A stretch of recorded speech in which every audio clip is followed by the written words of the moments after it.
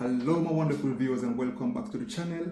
Today we're going to have a very short news and vlog segment. We're going to look at what's really going on in Haiti.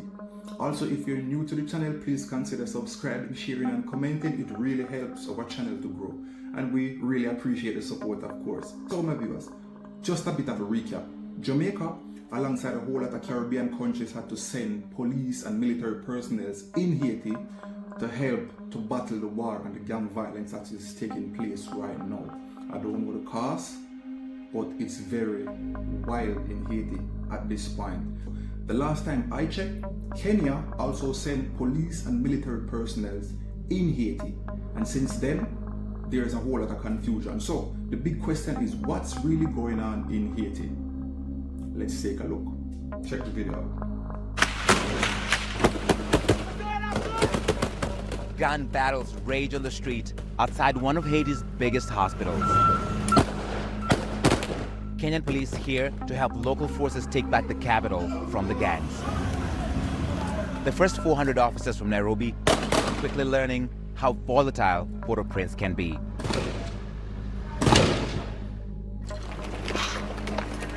Minutes earlier, CNN was touring what is left of the hospital after gangs trashed it. The country's interim prime minister telling us it was just reclaimed. There is no tactical or strategic value for the gangs taking over this. This is really just about, completely discrediting the state. Is enough funding coming through for the multinational security support mission here? Unfortunately, not enough and not quickly enough. Now, we understand there are a lot of emergencies going on out there, and we understand there is, to a certain extent, some Haiti fatigue. The good news is that there is hope. Midway through the interview, shots ring out. Right. But this was really... The security detail springs into action. We've been told we have to leave now. We've had shots in the air. The gangs are getting closer. The Prime Minister and our team are rushed away. Go. I got your microphone. The constant menace of gang violence dominating life here, even for the country's leader. As night falls, we head out on patrol with Kenya's elite police forces who have been brought in to help turn things around. They're using 4 of these American-supplied MRAPs, or tactical vehicles, and we're going to patrol from the airport, which used to be under gang control until very recently, into the downtown area, which is still contested. CNN was granted exclusive access to film the Kenyans leading an international security force that is expected to grow to 2,500 officers from 12 countries, funded mainly by the United States. Haitian police lead the way as a convoy scans surrounding buildings for any suspicious activity. Oh. We soon come under fire. Dozens of bullets hit the vehicles. The officers are very casual about it.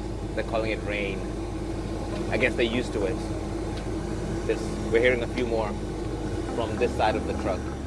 Some of these men in Haiti say they have fought Al-Qaeda affiliated terrorists on the Kenya-Somalia border. Do you think you guys can bring peace here? I have a lot of confidence that we are going to win this battle. More gunshots as we turn back, but the police decide not to engage. Back at headquarters, the damage from the night becomes clear. With 85% of Port-au-Prince under gang control, civilians here are paying a heavy price.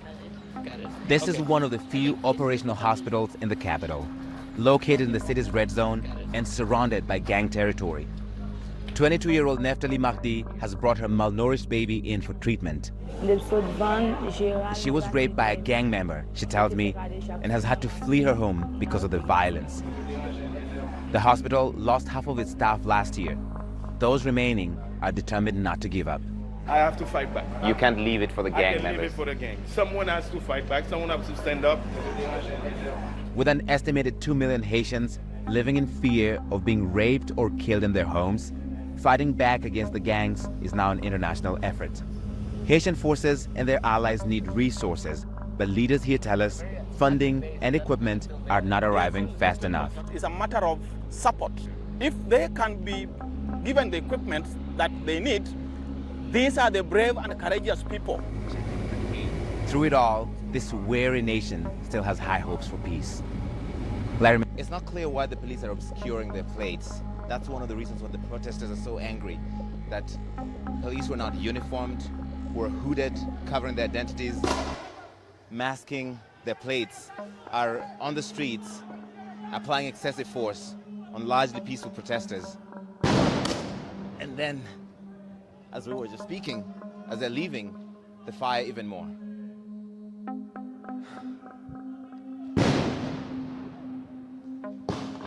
Ah!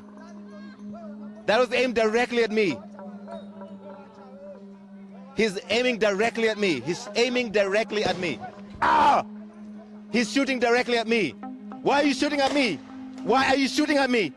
Why are you shooting at me? There's a flashbang there. Watch out. He is still shooting.